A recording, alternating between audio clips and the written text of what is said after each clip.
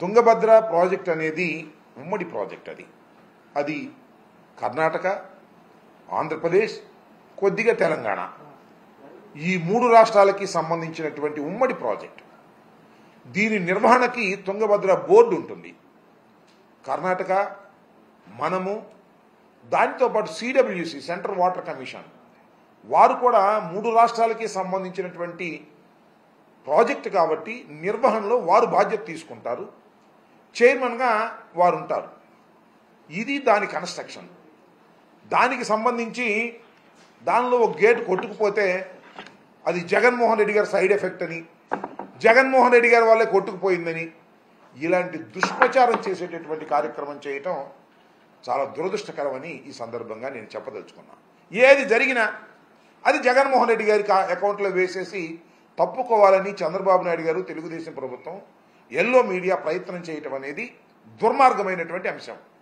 ఇదే విధంగా మరి జగన్మోహన్ రెడ్డి గారి టైంలో పులిచింతల 16వ గేటు కొట్టుకుపోతే వితిన్ 20 డేస్లో దాన్ని రిపేర్ చేసేసి ఏర్పాటు చేసి నీరు కిందకు పోకోకుండా ఆపడం జరిగిందనే విషయాన్ని మర్చిపోయారు. అప్పుడు కూడా చాలా బురదరాత రాసేటటువంటి కార్యక్రమం చేశారు. జగన్మోహన్ రెడ్డి గారి వాళ్ళే కొట్టుకుపోయింది. అది కొత్త ప్రాజెక్టు. వాస్తవానికి కాంట్రాక్టర్ లోపం వలన, చంద్రబాబు నాయుడు గారికి కాంట్రాక్టర్కి మధ్యన ఉన్నటువంటి లాలూచి వలన, ఫండ్స్ విషయంలో ఆయన సక్రమంగా చేయకపోవటం వలన కొట్టుకుపోతే దాన్ని రివైవ్ చేసి దాన్ని మళ్ళీ ఏర్పాటు చేయడం జరిగింది. అదేవిధంగా గుళ్ళకమ్మ గేటు కొట్టుకుపోయింది. గుళ్ళకమ్మ గేటుకు పట్టుకుపోయినా జగన్మోహన్ రెడ్డి గారు దీనికి కారణం అనేటువంటి మాట మాట్లాడారు. ఆ రోజున చెప్పాను నేను మంత్రిగా ఉన్నప్పుడు, ఈ రోజున చెప్తున్నాను. గుళ్ళకమ్మ కొట్టుకుపోవడానికి, గేటు కొట్టుకుపోవడానికి చంద్రబాబు నాయుడు గారు తన హయాంలో చేసినటువంటి అలసత్వం.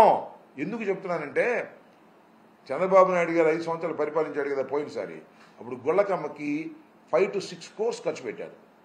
దేనికి ఖర్చు పెట్టారు తెలుసా? పెయింట్ వేయటానికి, విగ్రహం కట్టడానికి, అక్కడ బ్యూటిఫికేషన్ కోసం 6 crores దే స్పెండ్. గేట్ల కోసం 1 కోటి కూడా ఖర్చు పెట్టాల. అంటే ఎక్కడ డబ్బులు కమిషన్ వస్తే అక్కడ ఖర్చు పెట్టి గుళ్ళకమ్మ ప్రాజెక్టుని సర్వనాశనం చేసే కార్యక్రమం చేశారు. అది మేము వచ్చిన తర్వాత కొట్టుకుపోయింది. ఆ రోజు చేసి ఉన్నట్టయితే అద్భుతంగా ఉండేది. కానీ ఈ విధంగా ఏది జరిగినా జగన్మోహన్ రెడ్డి గారి అకౌంట్లో వేయాలనేటువంటి ప్రయత్నం చేయటం చంద్రబాబు నాయుడు గారికి తగదు అని ఈ సందర్భంగా నేను చెప్పదలుచుకున్నాను. నిజానికి తుంగభద్ర 71 సంవత్సరాల పూర్వం, అంటే మేము పుట్టక ముందు అది నిర్మాణం చేసినటువంటి ప్రాజెక్ట్. చాలా పత్రికల్లో, వాళ్ళ పత్రికల్లోనూ రాశారు 45 సంవత్సరాలు వరకు అది గ్యారంటీ పీరియడ్. 45 సంవత్సరాలు దాటి ఇప్పుడు 71 సంవత్సరం అయింది. దాని రిపేర్లు ఎప్పటికప్పుడు చేస్తూ ఉండాలి. 40 సంవత్సరాల నుంచి కూడా సక్రమంగా చేస్తూ ఉండాలి. చంద్రబాబు నాయుడు గారు ఎన్ని సంవత్సరాలు పరిపాలన చేశారో మీకు తెలుసు. జగన్మోహన్ రెడ్డి గారు 5 సంవత్సరాలు పరిపాలన చేస్తే జగన్మోహన్ రెడ్డి గారు సరిగ్గా చేయకపోవటం వల్లే పోయిందనేది ఒక ఉమ్మడి ప్రాజెక్ట్. అది కర్ణాటక, ఆంధ్రప్రదేశ్, తెలంగాణ స్మాల్ షేర్ ఉంది. మొత్తం సిడబ్ల్యూసి చూసుకుంటుంది. ఆ నిర్వహణ వేరే ఉంటుంది. ఫండ్స్ మనం కేటాయిస్తాం. అయితే మనకు కూడా కొంత అజమాయిషి ఉండే మాట వాస్తవం. దీన్ని జగన్మోహన్ రెడ్డి గారి మీద నెట్టేందుకు ప్రయత్నం చేయటం చాలా దుర్మార్గం, అన్యాయం, దురదృష్టకరమని చెప్పదలుచుకున్నాను.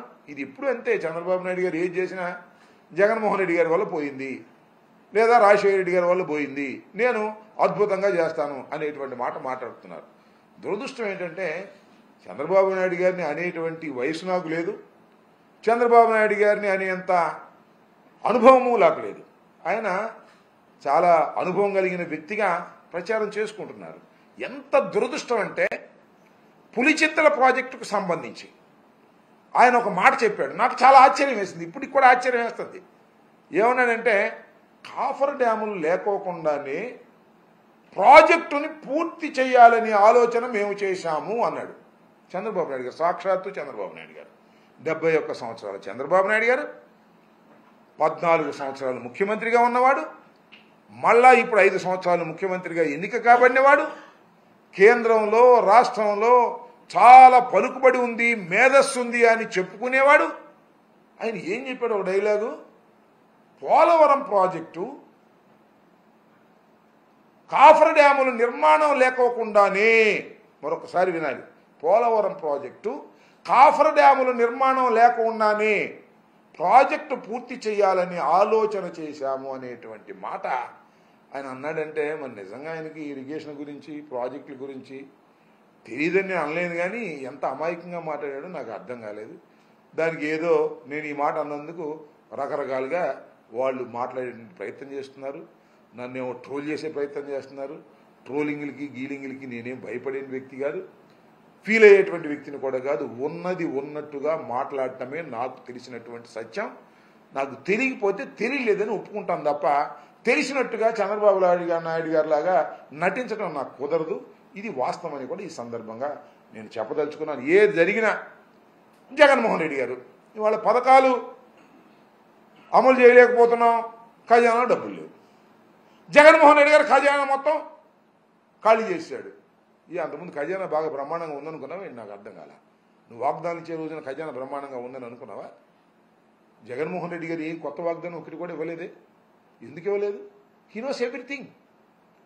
కొత్త వాగ్దానాలు ఇస్తే చేయలేము, పాత వాగ్దానాలని నిలబెట్టుకోవాలి అనేటువంటి ఉద్దేశంతో ఒక్క కొత్త వాగ్దానం కూడా చేయలేదు. నువ్వేమో కొత్త కొత్త వాగ్దానాలు చేశావు. ఎంతమంది పిల్లలు ఉంటే అంతమంది పిల్లలకి ఇస్తానన్నావు. అదే స్వామి చెప్పినట్టు, జగన్మోహన్ రెడ్డి గారు చెప్పినట్టు బిర్యానీ ఇస్తానంటే బిర్యానీ కోసం ఎగబడితే ఉన్న పలావ్ పోయింది, బిర్యానీ పోయింది, ఆ సామెతగా ఉంది. ఆ అమ్మ ఒడి పోయింది, తల్లికి వందనము లేకుండా పోయింది. ఈ సంవత్సరం నిజంగా తల్లులకు 15,000 రూపాయలు జగన్మోహన్ రెడ్డి గారు రొటీన్గా వేసేవి కూడా లేకోకుండా అన్యాయంగా తల్లుల్ని మోసం చేసిన చంద్రబాబు నాయుడు గారు ఏం చెప్పాలి మీ గురించి నాకు అర్థం. అద్భుతమైన వాగ్దానాలు చెప్పావు, అన్ని వాగ్దానాలు నెరవేరుస్తానన్నావు, సూపర్ 6 అన్నావు. అవన్నీ చూస్తుంటే భయం వేస్తుంది అంటున్నాడు. ఇచ్చింది ఆయనే, మరి భయం ఎందుకు వేస్తున్నావు నాకు అర్థం కాల. ఖజానా చూస్తే ఖాళీ అంట. అంటే కోటాను కోట్ల రూపాయలు ఖజానాలో ఉంటే నువ్వు పంచి పెడతావు. వచ్చి ఏం చెప్పావు నువ్వు? సంపద సృష్టిస్తా అన్నావు. ఏది సంపద సృష్టిస్తున్నావులే? అన్ని పథకాలు ఆపేసి ఆ సంపదను సృష్టిస్తున్నట్టుగా కనపడుతున్నాను. కాబట్టి ప్రతిదీ కూడా నీ ఫెయిల్యూర్ని ఈ 2 మాసాల పైచిలకు నువ్వు పరిపాలనలోకి వచ్చావు. ప్రతిదీ కూడా ఫెయిల్యూరు, తీవ్రమైనటువంటి వ్యతిరేకత. ఎందుకు ఓటేశాంరా బాబు అని ప్రజలు పశ్చాత్తాపడే దశకు వచ్చినటువంటి సందర్భం ఇదని ఈ సందర్భంగా నేను చెప్పదలుచుకున్నాను. ఈ రోజున మరి నిన్న జరిగినటువంటి సంఘటన దురదృష్టకరమైనటువంటి సంఘటన.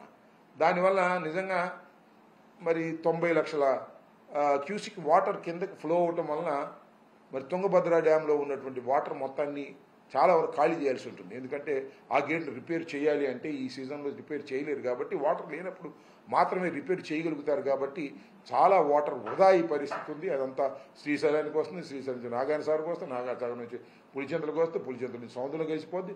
రకరకాలుగా అది వాటర్ నిల్వ ఉండాల్సిన వాటర్ అంతా కూడా వేస్ట్ అయ్యేటువంటి పరిస్థితి ఉన్నమాట వాస్తవం. దీనికి మనకి కూడా నష్టం జరిగే మాట కూడా వాస్తవం. దీనికి ఏదో జగన్మోహన్ రెడ్డి గారి సైడ్ ఎఫెక్ట్ అని జగన్మోహన్ రెడ్డి గారి మీద నెట్టేసి చేతులు దులుపుకోవాలనేటువంటి ప్రయత్నం దయచేసి చేయవద్దని